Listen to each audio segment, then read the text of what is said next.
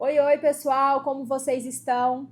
Gente, a nossa convidada de hoje é uma pessoa incrível, que tem uma energia maravilhosa e uma história de vida que com certeza vai te inspirar e vai abençoar a sua vida.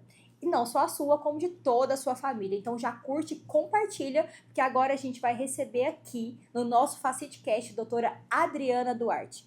Ela que é advogada, mentora, conselheira e veio lá do sertão. É isso mesmo, lá do sertão nordestino e alcançou o sucesso e vai contar aqui pra gente toda essa história maravilhosa. Doutora Adriana, é um prazer te receber aqui. Carol, o prazer é todo meu. Estou super feliz e honrada de estar participando do seu podcast, viu? Que bom. E a gente tá aqui só para todo mundo situar aí, gente. Aqui o nosso público ele é bem variado, né? Tem os meninos aqui que estudam conosco na faculdade, tem o pessoal, todos esses empresários, o pessoal que quer empreender. E eu já vamos começar aqui, eu quero entender como que foi, você escolheu o direito te escolheu, como que foi isso tudo? Você sempre quis fazer direito? Conta pra gente aqui um pouquinho da sua história. Eu sempre quis fazer o direito. Eu falo que ser advogado é um chamado, porque ser advogado significa ajudar, ajudar alguém. Então, fazer direito sempre teve na minha essência, mas desde a infância, mas obviamente tem a ver com a minha história. Então, eu morei no Pernambuco até os 7 para os 8 anos de idade. No sertão, eu sou de uma cidade chamada Tuparetama. Na verdade, eu sou de um sítio de Tuparetama. Sou de um sítio de Santa Rita. Até a cidade de Tuparetama, a gente leva 1 hora, 1 hora e 10, né? Então, sempre que eu morei lá até os 7 anos, quando eu chego em São Paulo, eu fui morar numa comunidade em Diadema, ABC Paulista, e era uma comunidade que tinha ali muitos riscos, vamos dizer assim, né? Tinha uma criminalidade aflorada. E aí eu Uhum. olhava para aquela situação e pensava como eu poderia ajudar aquela comunidade. Chegando ali, Carol, foi quando eu tive certeza que somente a educação poderia transformar a minha vida, a minha realidade e a realidade da minha família. Mas assim, os seus pais estudaram? De onde que você tirou isso? Porque eu sei, eu concordo plenamente, a educação muda e transforma vidas, né? Eu faço isso, falo isso para todo mundo. Mas como que foi assim? Dos seus pais, eles te incentivavam, eles estudaram, porque o direito, porque assim, geralmente a gente inspira em alguém, né? Como que foi essa Verdade. parte? Na verdade, não, foi o contrário. O que que Hum. acontece? Só que eu sempre escutei muito de pequena do meu pai, da minha mãe, mas principalmente do meu pai. Uhum. Meu pai é um homem analfabeto, mas ele é um homem muito inteligente. E ele não pôde estudar porque ele era o filho mais velho do meu avô, de muitos irmãos. Então ele era o que cuidava e o que trabalhava fora, o que ensinava os irmãos dele a trabalhar. Então o meu Uhum. avô falava para ele que você não tem que ir para a escola, você tem que trabalhar. Isso é uma criação muito antiga do nordestino, Carol. Então, Uhum. meu pai era o representante do meu avô ali naquela casa. Filho mais O velho? filho mais velho, tinha que cuidar dos irmãos, das Uhum. irmãs. E aí, ele sabia, como ele não estudou, ele tinha uma dor muito grande dentro dele. Por Entendi. quê? Porque meu pai sempre foi um homem muito curioso. Tanto que, apesar dele não ter estudado, quando ele chega em São Paulo, que ele vai trabalhar numa empresa no ABC Paulista, logo ele é chamado para ser líder, logo ele é chamado para liderar. Porque o meu pai é um homem de honra. Ele sempre foi de honrar quem ele As trabalhava. pessoas. Sempre. Então ele sempre falou para mim assim: Adriana, só o estudo pode te ajudar. Daquele Só jeito bem é. bravo, assim, que o Aham. nordestino às vezes tem. Exato. Então, assim, eu escutei isso a vida inteira, porque era Aham. uma dor muito forte dele, né? Minha mãe Uhum. também sempre falou, mas ele sempre cobrou muito isso da gente. Então, assim, você não pode repetir de ano, você tem que estudar, e você tem que estudar, e você tem que estudar. Então, era. Nossa, eu acho que meu pai falava isso quase todos os dias, Carol. E aí lá você estudava, era escola pública, era nessa comunidade, como que era? Era. Quando chego do Pernambuco, eu fiz ainda o prezinho, naquela época era prezinho, o Aham. infantil, e fui fazer a primeira série já lá em Diadema. Então, eu estudava no colégio próximo a essa comunidade que eu morava, né, no Jardim Caema, e era um colégio que ficava do lado de uma outra comunidade bem perigosa. Então, o dia que tinha um tiroteio, as aulas eram suspensas. Então, a gente tinha educação física, não podia ir para a quadra porque tinha algum problema naquele momento, ou tinha Algum algum risco? risco, algum bandido em cima do muro da escola. Então, assim, e aí eu lembro, Carol, que como isso ficava muito forte, eu ficava, gente, eu vou perder um dia de aula. Eu vou A perder um sua dia de preocupação era perder a explicação. aula, não era medo de uma bala perdida, alguma Não, coisa assim. nunca tive. Eu acho que a gente fica nesse ambiente e você Aham, fica acreditando que você vai sair dali sim, que isso, que nada vai te acontecer, sabe? aham, Você passa a entender meio que aquilo ali é natural àquele ambiente. Então a uhum. minha preocupação, eu sempre tive preocupação de perder aula. Então eu sempre fui boa aluna, sempre entrei na frente. Eu sempre fui aquela aluna de carregar a pasta do professor, entendeu? Então eu Hum, sempre tive muito boas notas, porque também eu queria dar orgulho pro meu pai. Então, quando sim. saía as notas, eu ia lá contar para ele que nota que eu tinha tirado, E né? ele gostava disso. Gostava porque Uhum, eu levava a informação para ele. E aí eu passava segundo ano e eu ficava contando o tempo quando que iria acabar aham. a escola para que eu pudesse fazer uma faculdade e tudo. Então, o direito, por conta do meu ambiente, sempre esteve presente na minha mente, entendeu? Uhum. E você comentou até, né, na palestra que você deu, eu te acompanho, te sigo nas redes sociais, gente, sigam ela, que é maravilhoso, sempre tem conselhos, depois a gente vai chegar nisso. É, que você queria ser delegada. Isso. Porque quando eu vejo aquele ambiente ali, e um ambiente perigoso, eu imaginava que eu, sendo delegada, eu poderia ajudar a minha comunidade, Uhum, investigando, prendendo os bandidos. Então, o direito veio primeiramente dessa forma na minha cabeça, uhum, né? Então, isso foi um desejo, era um desejo de infância. Ah, eu vou ser delegada, e aí eu vou ajudar todas as pessoas para que elas não passem por isso, para que de fato elas tenham uma sociedade segura, um bairro seguro, que elas possam morar em segurança. Então, assim, por quê? Eu lembro eu com 10, 11 anos, Carol, a gente estava sentada ali na rua, você chegava da escola, quando a gente iria sentar para jogar, na verdade a gente não era nem jogar a bola, porque quantas vezes a gente não tinha nem a bola para jogar, mas tinha um uhum. elástico, então a gente brincava, amarrava várias meias calças nos pés das meninas Ah, e a gente brincava de elástico, eu e as minhas aham. amigas. E aí a gente tinha que entrar para dentro correndo, porque tinha algum tiroteio, tinha alguma questão que acontecia ali. Então eu falava, gente, as crianças vão poder brincar, porque eu vou ser delegada e eu vou prender todo mundo e essas crianças vão poder ficar na rua. Mas olha isso, gente. Olha para você ver, olha vocês aí que tá assistindo a gente, como essa educação, ela até dá, ela cria raiz e esperança.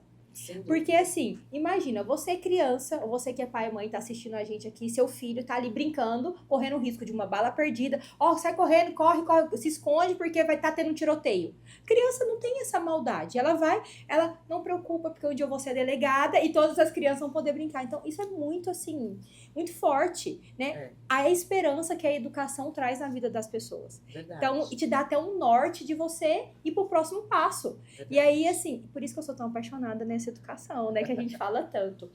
E Dri, gente, falando Dri, porque ela é minha amiga, além de tudo, né? Claro, com certeza. É, e aí você já me contou uma parte que eu também fico muito emocionada, porque você fala assim das dificuldades que vocês passaram. Sim, Eu não sei se você quer falar sobre isso, claro. mas me inspira muito e talvez inspire as pessoas que estão assistindo a gente. Você comentou já comigo, sua casa tinha 2 cômodos, às É, vezes vocês passavam vontade de comer, São Paulo era muito frio, você passou frio. Porque eu sim, imagino uma pernambucana, é verdade. nordestina, sertaneja chegando em São Paulo. E eu sei que tem pessoas que assistem a gente e que também às vezes passa por isso. Ônibus lotado para chegar na faculdade, no colégio. Sim, Às vezes dá vontade de desistir, às vezes vem com fome, não comeu o dia inteiro. Eu queria que você contasse um pouquinho pra gente essa claro. parte. Hoje eu fico pensando que uma criança, eu tenho 2 filhos lindos, mas eu fico pensando que uma criança na minha idade, quando ela sai daquele ambiente do sertão, geograficamente distante, criada por uma avó extremamente amorosa, a minha avó me moldou a mulher amorosa que eu sou e generosa, porque a minha avó é uma das mulheres mais generosas que eu conheci na face da vida, da terra. Minha avó Angelina, minha avó materna. Então, o que que acontece? Quando eu chego nesse outro ambiente, que é um ambiente salubre, sem saneamento básico, em que os ratos passavam todo o tempo na nossa porta, dentro da nossa casa, por mais limpa. Minha mãe é uma mulher sempre, meu pai sempre foi muito limpo. Acho que meu pai é um dos homens mais limpos que eu conheço na vida, Carol. Meu pai, até hoje, ele anda cheiroso, é um homem limpo, sempre gostou da limpeza, Arrumadinho. arrumadinho. Uhum. Pai é um gato, gente. E aí, o que eu vejo? Quando eu lembro que essa criança teve esse choque de realidade, Carol, foi muito duro para minha criança, sabe? Uhum. Então, assim, só que eu nunca fui triste, eu sempre fui feliz.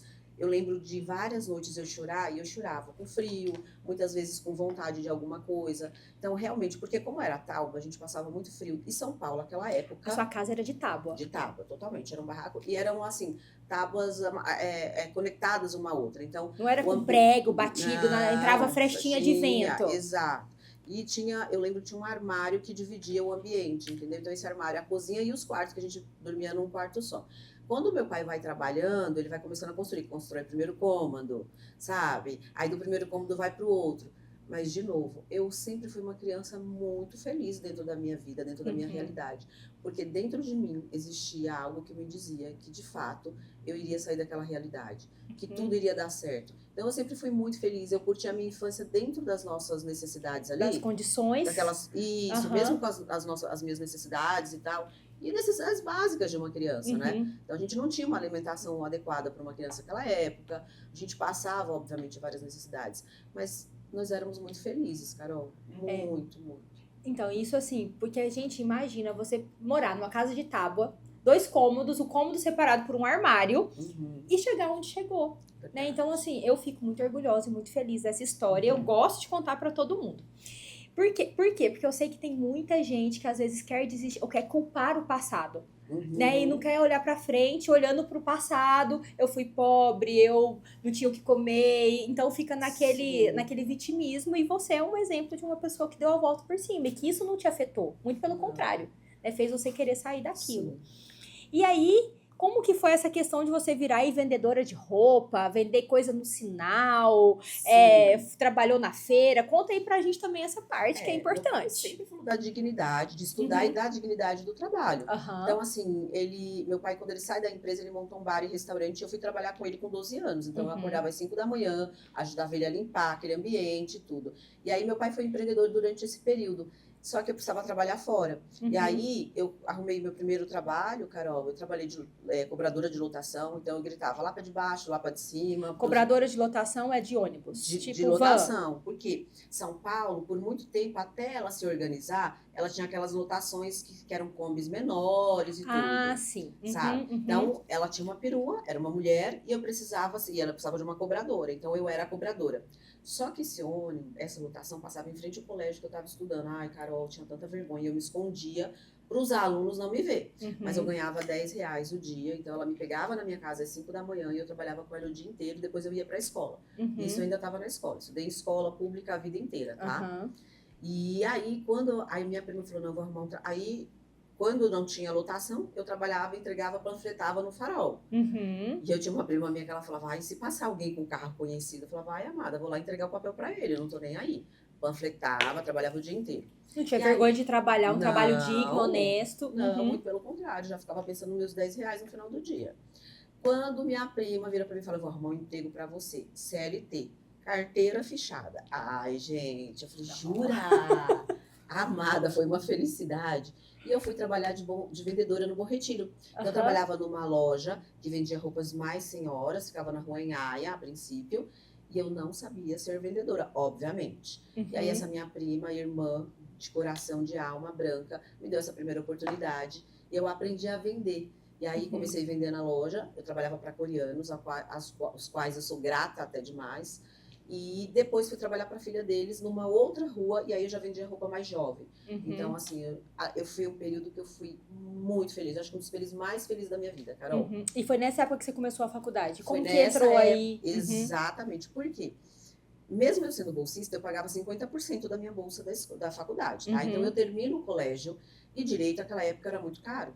Eu não tinha condições de pagar. Então, quando eu soube de uma associação que tinha essa possibilidade de eu ter uma bolsa, você fazia uma prova, se você fosse aprovado, e aí você não podia ter faltas, você não podia ter reprovações nenhuma, e ter que ter boas notas, obviamente, se não ter reprovação. Então, eu falei, não, eu vou lá fazer essa prova. Uma amiga minha falou dessa associação. Então, quando eu passo, eu consigo entrar na faculdade, mas eu pagava 50%. Tinha que pagar até o 5º dia útil.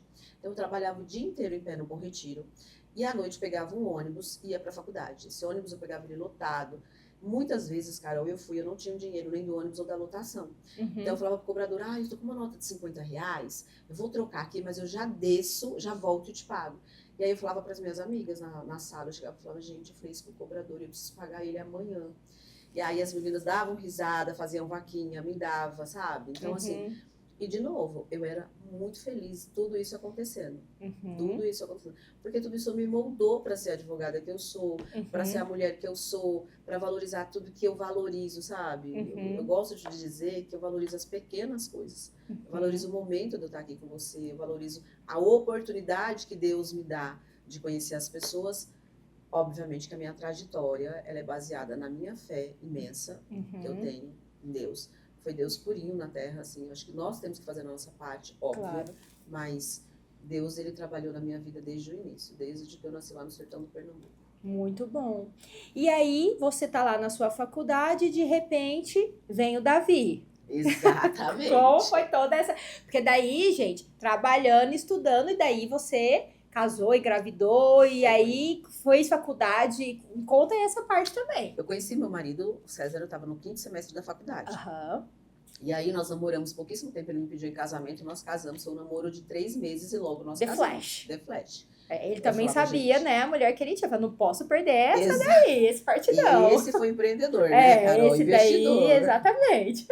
Então, a gente casa e em 4 meses, casamos em 3 meses, 4, no 4º mês de casamento eu estava grávida do Davi. E estava na faculdade. Era quando eu iria começar a estagiar.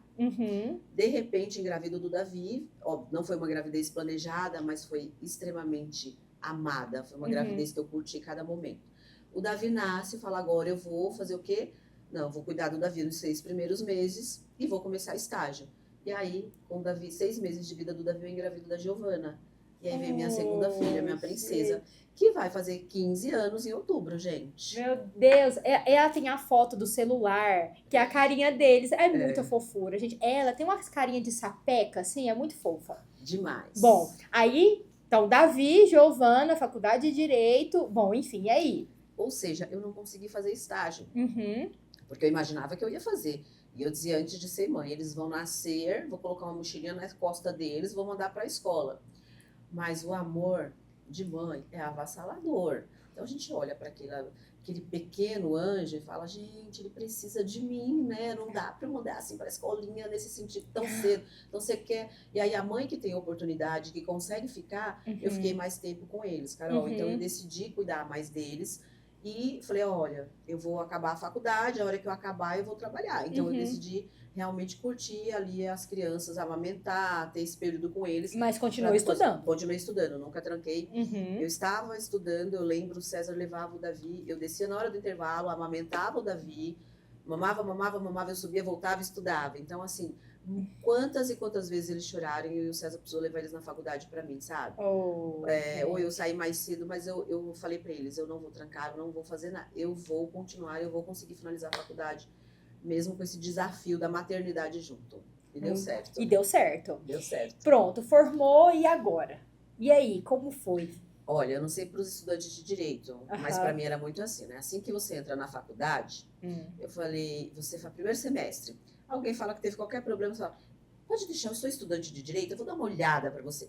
E aí os anos vão passando, quando você vai chegando no 8º semestre, você já fala bem baixinho assim, eu sou estudante de direito. Porque começa a dar um pavor, você fala, e agora? Tá acabando, o que eu vou fazer?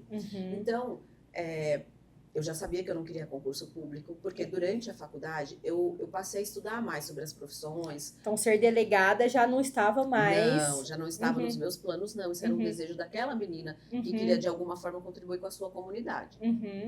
E aí eu entendi que eu poderia, sim, contribuir com a minha comunidade, mas de uma outra forma. Sim. O delegado, ele tem uma responsabilidade muito grande. Eu admiro demais o trabalho deles. É uma grande responsabilidade, eles trabalham sábado, domingo, feriados, é um amor à profissão. E a gente pode olhar assim, sabe? Eles têm um amor por aquela vida, por tudo que eles... Mas aí eu, com os 2 filhos, eu entendi que eu poderia atuar e empreender no direito, mas de uma outra forma diferente, que eu pudesse estar mais pertinho da minha família, né? Como mãe e tal, naquele momento que eles eram pequenos, né, Carol? Assim, eu me formei muito pequenos, inclusive, né? Então eu falei, não, eu vou ficar aqui com eles e tal, eles eram... Acho que o Davi estava com 2, 3 anos. Assim, neném ainda. Neném, exato. E aí você resolveu ir, aí você formou, e agora? Montou o escritório, foi tudo lindo, muitos clientes? Nada. Olha o desafio, né? Você forma e fala, e aí? Vou eu fazer cursinho para a prova da OAB, já encontro uma amiga minha lá. Chego no cursinho, falei, gente, eu vou fazer cursinho porque é importante. Vamos lá, vou fazer cursinho. No cursinho eu encontro 2, uma que já era minha amiga e uma outra menina que a gente conversando ali. Eu falei, gente, deixa eu falar uma coisa pra vocês, nós temos que empreender, vamos alugar um escritório. E aí nós três, a gente divide o espaço, você atua na tua área, eu atuo na minha e tal. Não precisamos ser sócias diretas, mas a gente pode, inclusive, contribuir com o trabalho da outra. Você vai pegar um caso, nós estamos juntas. Eu posso tentar te ajudar, pesquisar, da mesma forma. Vamos fazer isso? E aí elas falaram, mas você acha que dá certo? A gente não tem OAB ainda. Eu falei, olha, a gente pode buscar algum advogado que já tem. Eu falei, olha, doutor, a gente vai buscar cliente, a gente vai buscar atender, e o senhor nos dá os respaldos. O que o senhor acha? E a gente divide o honorário com essa pessoa. Você acha que esse advogado não vai querer? Você acha? Eu falei, claro que vai. 3 pessoas captando, buscando cliente para ele. Não, vai. E busquei, chamei uma outra amiga que já tinha passado na prova da ordem, Carol. Falei, gente, a gente tem o desejo de empreender, de ter o nosso escritório. O que você acha? Ela falou, eu acho o máximo. Com certeza, contem comigo. Inclusive, eu posso ir para o escritório de vocês uma vez na semana, ou 2 vezes na semana. Posso orientar. Falei, gente, que incrível. E aí foi, e ficamos assim durante um período muito grande. Engraçado que quando a gente foi buscar a sala comercial, eu lembro, elas falavam, vamos buscar no centro da cidade, que é mais barato. Eu falei, não, nós vamos ou para a Avenida Paulista, Avenida Pacaembu. Isso é avenida, assim, de alto poder aquisitivo, é isso? Em São Paulo, porque nosso escritório tem que ter um endereço interessante para os nossos clientes. Elas falavam, Adriana, mas a gente não tem dinheiro. Eu falei, mas gente, nós somos 3. Eu sempre falo que nós juntos, nós conseguimos chegar muito mais longe, né, Carol? Verdade. Gente, nós somos 3, vai dar tudo certo. Carol, pasme, nós nunca tiramos R$1 do nosso bolso para pagar os custos do escritório. Você desde acredita? O primeiro mês. Desde o primeiro mês. Porque eu falei para ela, nós agora vamos fomentar. Eu comecei a ligar, fui visitar todas as pessoas que eu conhecia, minhas amigas que eu tinha trabalhado no Bom Retiro, amigos do meu marido, todo mundo falou, gente, eu estou atuando como uma pessoa, não sou advogada ainda, mas estou atuando como uma outra advogada que trabalha, que tem isso. O que vocês sabem de alguém? Todo mundo que vocês souberem de algum caso, me avisa e tudo. Então eu fui e falei para elas, vamos fazer um planejamento estratégico de que a gente informe que a gente tem um escritório, que a gente tem uma advogada que pode atuar. Carol, desde o primeiro mês, nós nunca colocamos R$1 para pagar os custos do escritório. Olha que fantástico. Gente, quando eu ouço essas histórias, não sei vocês aí, mas quando eu ouço essas histórias, eu fico vendo assim, muitas pessoas, eu vou estudar para quê? Né? Olha de onde eu vim. Moro, sei lá, moro mal, moro na favela, moro numa comunidade que é muito violenta. Pra quê? Vou estudar pra quê? Você ainda teve o apoio da família, mas tem família que também não apoia, que acha que também é uma bobeira. Mas quando a gente vê uma história como essa, a gente vê como a educação mudou e muda a vida das pessoas e é de verdade. Né? Então não é aquela mudança assim, não é igual ganhar na Mega Sena que você pegou o dinheiro hoje e amanhã você foi lá e gastou tudo. Não, é uma coisa que ninguém te tira. Claro que vai ser a minha próxima pergunta, porque ela estudou, mas usou toda essa habilidade comercial, que eu quero entender isso daí também. Sim. Porque eu vejo que os advogados, os profissionais liberais, dentistas, né, médicos, enfim, têm essa dificuldade, às vezes, de vender, e a gente fala muito sobre isso aqui. E como que você usou toda essa sua habilidade comercial sem infringir ética, né? O código de vocês da OAB, que tem uma série de restrições, a gente também no CFO, do nosso conselho, a medicina, enfim. E como que você fez isso de maneira que, desde o primeiro mês, com 1 mês de formada, não sei quanto tempo de formada, não tirou dinheiro do bolso? Ok, não deu lucro, mas também não deu prejuízo. Como que você conseguiu, assim... Como que isso é importante, né? Já deixando uma dica para quem está assistindo a gente aqui. Olha, Carol, primeiro que a educação, ela vai muito além do trazer conhecimento técnico, né? Eu falo assim que a educação, ela vai além. A educação te transforma como ser humano, a educação te transforma como pessoa, porque ela te dá a possibilidade de conviver com outras pessoas de criações tão diferentes da gente. É num ambiente que todos estão com o mesmo propósito, porque todo mundo que entra numa sala, minimamente ela tem propósitos parecidos. E aí, eu acho que a educação é muito mágica, porque ela vai muito além do conhecimento técnico, sabe? Você sai de lá totalmente diferente. E aí, voltando para essa pergunta que você me faz, é que quando eu olho para mim como advogada, e desde a faculdade, eu pensei assim, para que eu tenha sucesso como advogada, o que eu vou ter que ter? Então me veio assim, eu sou o meu produto. Uai, eu sou a empresária. Eu sou a pessoa, a capa do produto que as pessoas vão ver e vão enxergar. Então eu sempre tive muito cuidado, por exemplo, com a minha imagem. Eu não tinha dinheiro para nada, Carol, mas eu ia numa loja de departamento barato. Então, assim, Parcelava. parcelava não sei quantas vezes, eu comprava uma camisa com um laço aqui, eu buscava alguma coisa que me remetesse a... que eu acredito muito na honra, então eu vou atender alguém, eu vou te atender, então, para que eu esteja adequada com a minha profissão, então eu buscava investir nisso, não só em conhecimento. E a habilidade comercial de vendedora, ela obviamente me ajudou muito, Carol, muito. Mas eu também tive noção desde o início que eu teria que tê-la.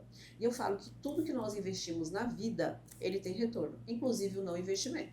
Quando eu decido não investir em absolutamente nada e ficar perdendo meu tempo em redes sociais, não buscando conhecimento, é um investimento em nada que eu estou fazendo e o retorno será nada. Nada, exato. Então, quando eu decido investir na minha imagem, quando eu busco conhecimento, quando eu decido investir em mentoria, quando eu decido... Todo investimento, ele vai te dar um retorno. Sim. A única coisa que eu faço é a análise do meu retorno versus o meu investimento. Então, eu posso investir pouco, porque nesse momento eu não tenho clientes que eu possa ter um ticket muito alto.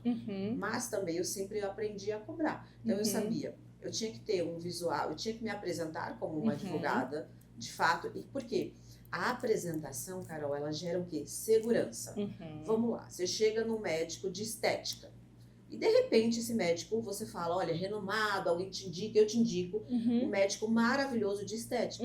Só que você chega lá e quando você vai ser atendida, que você entra no consultório dele, ele não está condizente com o que ele vai te vender. Você provavelmente vai ficar insegura e pensando, poxa, será que de fato ele vai trazer um resultado para mim como me foi recomendado? O advogado é a mesma coisa. Então, o cliente, é óbvio que ele vai se sentir mais seguro a hora que você está alinhada e adequada, né, para o que você vai vender. Isso é muito, muito importante. Fazendo aqui já esse parênteses nessa fala, porque é uma coisa que nós trabalhamos muito aqui, eu falo muito. Nós que somos profissionais liberais, de um modo geral, às vezes a gente fica tão focado na parte técnica que tá certo, né? Às vezes a gente vai estudar e estuda, investe tanto na parte técnica, mas não adianta a gente só ser bom. A gente precisa parecer bom. Então a pessoa tem que olhar pra gente, tem que falar assim, nossa, ela é uma boa advogada, ela é uma boa dentista, é um bom veterinário. Porque a aparência já mostrou. Não estamos dizendo que, por exemplo, todo mundo que tem uma aparência boa é um bom profissional, mas é a primeira imagem, e a primeira imagem é a que fica. Exato. E uma das coisas que eu também tenho aprendido é a questão da venda. Nós vendemos o tempo todo, né? O tempo todo. O que eu quero vender? Eu quero vender uma imagem que eu sou uma boa profissional, ou aquela imagem que eu sou desleixada, que eu sou descuidada, que tanto faz. Exato. Então isso para todos, né? Porque até o CLT, enfim. Mas quando a gente fala de profissional liberal, nós somos o nosso produto. Então, assim, isso, o investir na gente é investir no nosso produto. Porque nós somos o nosso produto e é o que vai trazer retorno pra gente. Exato. Só fazendo esse parênteses porque eu vejo muito. E aí, inclusive, na faculdade. Porque era uma das coisas, por exemplo, eu quando fazia faculdade, ficava assim, nossa, eu não vou ter coragem de indicar nenhum paciente para esse colega quando formar. Olha só, ele vem todo bagunçado, os materiais dele é tudo esparramado, ele nunca tem material, ou tá todo sujo, todo desorganizado. Sei lá, vem de chinelo. Na odonto a gente só podia usar sapato fechado na clínica até hoje. E aí vinha sempre com o dedão aparecendo. Eu tô falando de biossegurança, tá? Não tô falando de nada diferente disso. E eu falava assim, gente, se ele aqui que tem regra, ele não cumpre, você imagina depois ou fora daqui. E aí, que é a minha próxima pergunta. Você acha que é importante desde a faculdade a gente já ter essa postura? Ou, ainda sou estudante, vou de boa? Como que você enxerga isso? Não, eu acredito que desde a faculdade a gente tem que ter essa postura, Carol. Então, assim, eu nunca fui pra faculdade de chinelo, eu nunca fui pra faculdade... Óbvio, por quê? Você já tá incorporando quem você é e o que você vai fazer. Então, assim, eu acredito que desde a faculdade, todos esses, se eu não tenho habilidade comercial, porque assim, ó, veja, o que eu vou ser, eu decido ser advogada. Então, eu vou olhar os advogados que têm resultados de sucesso, e o que o advogado precisa ter para ele ter sucesso. Faz a sua listinha. A parte comercial vai estar lá. Porque eu preciso convencer o meu cliente. É uma venda, literalmente uma venda. Porque assim, o meu ticket sempre foi alto, Carol. Por que ele iria pagar para mim um valor de 100 mil se tinha um outro colega que poderia fazer aquele mesmo trabalho por 10? Você entende? Então, assim, é uma venda. E é uma venda que você decide também qual é o seu público, o que você vai fazer. Então, eu sempre falo para os colegas, nunca cobre um valor que de fato vai passar suas horas de trabalho, que você vai pagar para trabalhar, sabe? Uhum. Então, é óbvio que desde o início, que a gente está começando, a gente não vai cobrar um valor que seja um valor absurdo ou que seja um valor de honorário tão alto. Sim. Mas eu sempre falo, não cobre nunca menos. E nós temos uma tabela da OAB, Uhum. todas as seccionais e os estados, que é o norte. Uhum. Então, assim, nunca menos que isso, pelo menos, Pelo né, menos o valor da UAB. Exato, pelo menos o valor da OAB, Uhum. da tua hora, entendeu, Tá. de trabalho. E aí você começou a evoluir ali com seus clientes, de repente começou cobrando 10, agora é 100, depois é 1.000, enfim. E como que você chegou à sala do conselho? O que que significa isso, participar de conselho? Porque eu vi que você tem aí no seu branding do Sertão a sala de conselho. O que que significa? Porque muitas pessoas não sabem exatamente o que que um conselheiro faz, então eu já quero que você comente isso para nós. Claro, claro. Eu fiz no começo da profissão, fazia um pouquinho de tudo, né, Carol? Então, assim, o que que era? Eu fazia um pouco, chegava um caso para mim, família, criminal, penal, era minha paixão durante a faculdade, e obviamente quando eu comecei a atuar eu fiz um pouquinho. Ah, peraí só um pouquinho. Penal é criminal, né? Isso. Aqui na Facite tem uma discussão. Penal é melhor que civil, tem até uma camiseta, tem professores aí que devem estar nos assistindo, e tem aí o grupo, e eles têm. Penal é melhor que civil, civil é melhor que penal. Não vou entrar nesse mérito, mas como você tá falando sobre isso, né? Enfim. Porque eu falava o seguinte, eu sempre, era uma paixão durante a faculdade, né, Uhum. direito penal, e sempre foi uma paixão. Hoje eu faço direito penal econômico, né, para Aham. empresas. Mesmo Então, porque você veio de um ambiente assim, que você via a violência. exatamente. E estava no meu subconsciente essa questão de ajudar e tudo, né, Carol? Uhum. Então eu fiz de tudo um pouquinho, eu fiz muita execução penal no começo. E aí eu fui fazer imobiliário, porque eu fui fazer desapropriação, as coisas foram surgindo. Eu estava sempre aberta a aprender.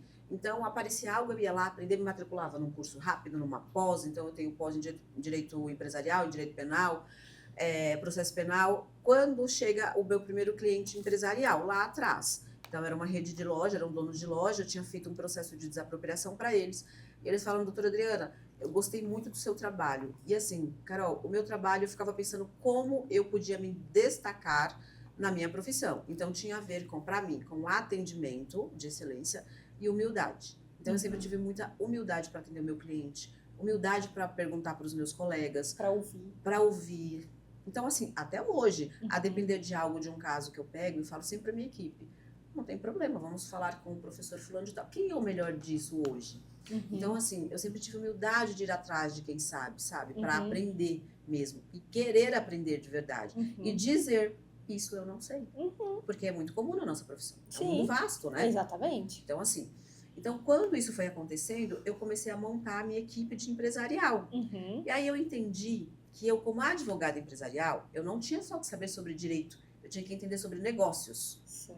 E aí eu disse, aonde eu vou aprender mais sobre negócios, mais sobre empresarial? Por quê? Se o intuito do advogado é ajudar, como que eu ajudo melhor o meu cliente? Diferente.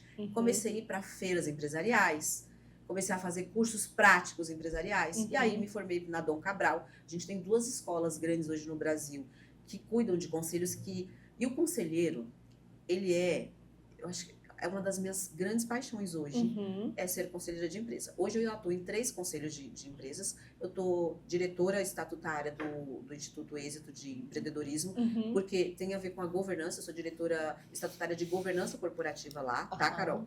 Porque o conselheiro nada mais é que ele está na estratégia da empresa. Então, hoje eu formo os conselhos consultivos e conselho de administração, mas para que ele funcione como conselho. Então, ele traz uma governança muito sólida para a empresa, para o empresário. Porque o conselho olha a estratégia e uma segurança. Inclusive, Carol, valuation. Porque uma empresa que tem governança, ela consegue ter investidores mais rápido, o banco consegue ter segurança em liberar investimentos para essa empresa. Então, tem uma série de coisas que isso melhora para qualquer empresa, sabe? Entendo. Então, me formei pela Dom Cabral em conselho e fui para outras mentorias e fui buscar cada vez mais me aprimorar realmente como conselheira empresarial. Então, hoje eu participo desses conselhos, a diretoria são reuniões mensais, a diretoria traz para a gente tudo que aconteceu no mês passado e a gente tem uma agenda que a gente olha para o planejamento estratégico da empresa, tá? Então, dependendo do segmento da empresa, e aí essa parte de ser conselheira é hoje, como eu falo, assim, uma grande paixão, porque, veja, Carol, isso traz um impulsionamento. Então, uma empresa com conselho, ela cresce em 2, 3 anos, o que ela iria crescer em 10, porque é uma visão de pessoas que vivenciam isso. Eu vivencio problemas de empresário de vários segmentos todos os dias, né? E isso ajuda demais. E outra, os outros conselheiros também, por exemplo, os conselheiros que eu atuo, eu tenho um executivo que foi de grupos totalmente diferentes, e aí a gente junto é um colegiado. Sim. Veja, no Sim, direito, é. se a gente tem os tribunais superiores que querem ter, que buscam, né, que o que a gente busca nos tribunais superiores são o quê? Visão geral de processos de demandas que eles recebem, inclusive de casos análogos, essa experiência de um colegiado. O conselho é um colegiado que busca agregar realmente no planejamento estratégico da empresa. Muito bom. Isso que ela está falando, gente, eu falo, por exemplo, para os donos de empresa. Quando a gente é dono, mantenedor, sócio, tomador de decisão na empresa, é um cargo muito solitário. E uma decisão errada que a gente toma, a gente pode colocar tudo a perder. Então, por exemplo, nós vamos investir em tal coisa, mas o mercado tá para outra coisa. Aí você coloca aquele dinheiro, aquele lucro que você vai reinvestir e depois você não tem sucesso. E aí é um cargo solitário e que muitas vezes vai do feeling do gestor, né, do diretor executivo, enfim, como queiram chamar, ou também baseado em indicadores também. Óbvio. Só que você sempre fica, será que eu estou no caminho certo? Então, ter um conselho pra gente que é empresário, seja pequeno, seja grande, é muito válido, assim, para nos dar segurança, uma tomada de decisões que vai impactar a vida de muitas pessoas. Porque se eu tomo uma decisão errada, e aí, por exemplo, aquilo ali começou a me dar prejuízo, eu vou ter que, às vezes, ter que demitir pessoas. Então, assim, o outro lado também é verdadeiro. Se eu tomo uma decisão correta e a nossa empresa cresce, é mais pessoas que a gente vai ter condições aí de gerar emprego, de gerar renda, de pagar mais impostos. Então, eu vejo muito essa questão do conselho no sentido de te dar um direcionamento. E o dono também, uma outra coisa que eu vejo, assim, porque às vezes a gente não tem que dar satisfação para ninguém, né? O dono, de um modo geral, ele faz e pronto. Diferente, por exemplo, de qualquer funcionário, de qualquer colaborador, porque ele vai prestar contas para um superior. Mas quando chega aqui, ele vai prestar conta para quem? E aí o conselho, ele faz você ter foco. Exatamente. Porque eu tenho que seguir o planejamento estratégico, eu tenho que aumentar 30% de faturamento, e o conselho vai falar, isso aqui não tá. Então, eu acho que, querendo ou não, dá também uma segurança e ajuda a ter foco na empresa. Isso que eu acho muito legal. E eu não sabia, viu, gente? Sou empresária, não sabia que existia. Eu só achava que conselho era para multinacional, para empresa de capital aberto. Eu falo, não, a minha empresa é muito pequena para ter conselho. Essa era a minha mentalidade, às vezes é a mentalidade de quem está assistindo a gente. Verdade. E outra, o seu colaborador, por vezes, ele não vai ter força, ou por algum motivo, coragem de falar para o empresário que aquele caminho não é o correto, que talvez não fosse aquela decisão. Ou ele também está contaminado na operação. O que é contaminado na operação? Eles estão imbuídos, obviamente, do trabalho e de uma boa vontade de fazer acontecer. É lógico. Mas, quando você está isento, que são os conselheiros, de estar ali na operação, ele está isento de fato, de ser contaminado pela operação do dia a dia, o que acontece no dia a dia. Porque, às vezes, Carol, um olhar externo, ele vai te trazer, às vezes não, olhar externo, ele com certeza vai te trazer muitos pontos que vão agregar. Com certeza. E ele vai te cobrar. Isso que você falou do empresário ser solitário é muito real. Então, assim, imagine quando ele sabe que todos os meses ele vai fazer a apresentação dele, ele vai trazer ali, mostrar, abrir o DRE dele para o conselho, mostrar os indicadores, o que aconteceu, o que não aconteceu, se o problema está no comercial, se está no marketing, aonde está a questão, entende? E aonde está a oportunidade. Sim. Né? Isso é incrível. Fantástico. E estamos aqui já com, gente, tantas coisas para variar, né? Porque a gente conversa e a gente aprende, e tem tantos assuntos aqui pra gente falar, mas a gente já tá caminhando pro fim. E eu quero que você comece o fim é bom, né? Falando pra gente sobre o mercado de trabalho. Como que você vê isso? Porque hoje a gente ouve muitas pessoas falando. Estudar pra quê? Estudar direito? Nossa, mas tem muito advogado. Todo lugar tem direito. E tem essa questão, assim, de muita gente achar que não vale a pena estudar o direito, que não tem mercado. E eu quero que você me dê sua opinião, porque você mora na cidade mais populosa da América Latina. Então, como que você vê isso?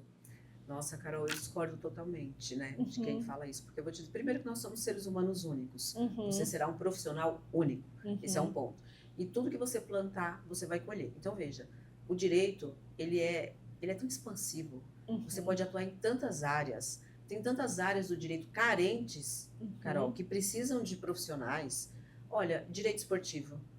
Olha, tem tantas áreas, é que às vezes a gente olha só para 2, 3 áreas do direito e fala, tem muito advogado criminalista, tem muito advogado trabalhista.